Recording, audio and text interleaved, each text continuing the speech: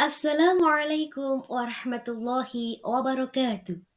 Perkenalkan, saya Siwi Widyastuti, calon guru penggerak angkatan 10 dari SDN 1 Ukir, Kecamatan Saleh, Kabupaten Rembang. Dalam video ini, saya akan menyampaikan interpretasi pemahaman saya mengenai filosofi pendidikan menurut Ki Hajar Dewantara. Menurut Ki Hajar Dewantara, pendidikan dan pengajaran merupakan usaha persiapan dan persediaan untuk segala kepentingan hidup manusia, baik dalam hidup bermasyarakat maupun hidup berbudaya dalam arti yang seluas-luasnya. Pendidikan adalah tempat persemaian benih-benih kebudayaan yang akan melahirkan sebuah peradaban.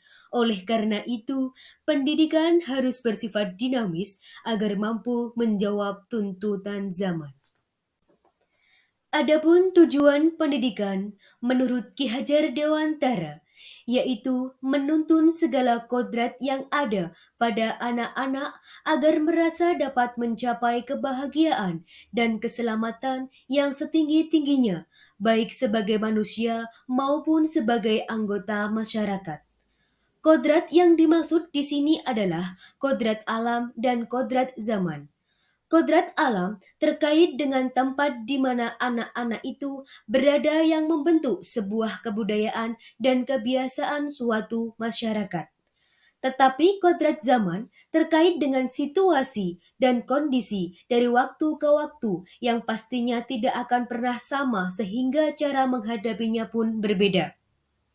Berdasarkan pemikiran tersebut, saya menangkap bahwa sebagai seorang pendidik harus mampu memfasilitasi anak-anak dengan membangun pengalaman belajar dari lingkungan sekitarnya, sehingga pembelajaran akan lebih bermakna, kontekstual, dan relevan dengan kehidupannya. Pembelajaran yang sesuai dengan filosofi Ki Hajar Dewantara, yaitu pendidikan yang memerdekakan dan berpusat pada murid, mengikuti perkembangan zaman, tidak bertentangan dengan nilai-nilai kemanusiaan serta membangun budi pekerti dan berfokus pada proses bukan hasil.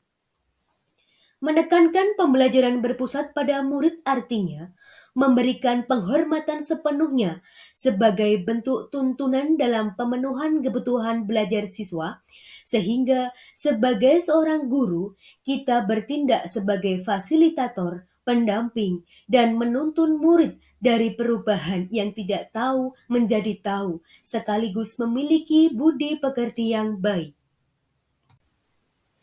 Budi pekerti diartikan sebagai perpaduan antara cipta, karsa, sehingga menciptakan karya. Sehingga seorang pendidik harus mampu menuntut anak-anak untuk olah cipta, menajamkan pikirannya, olah karsa, menghaluskan perasaan, dan olah karya memperkuat kemauannya. Jika pendidikan ini bisa dilakukan secara holistik dan seimbang, maka menurut Ki Hajar Dewantara akan menjadi kesempurnaan budi pekerti yang membawa anak untuk memiliki kesadaran diri yang utuh, untuk menjadi dirinya, kemerdekaan diri, dan memerdekakan orang lain. Melihat hal tersebut, refleksi pemikiran Ki Hajar Dewantara di era sekarang, salah satunya dengan menciptakan iklim belajar yang kondusif agar murid merasa nyaman selama proses pembelajaran.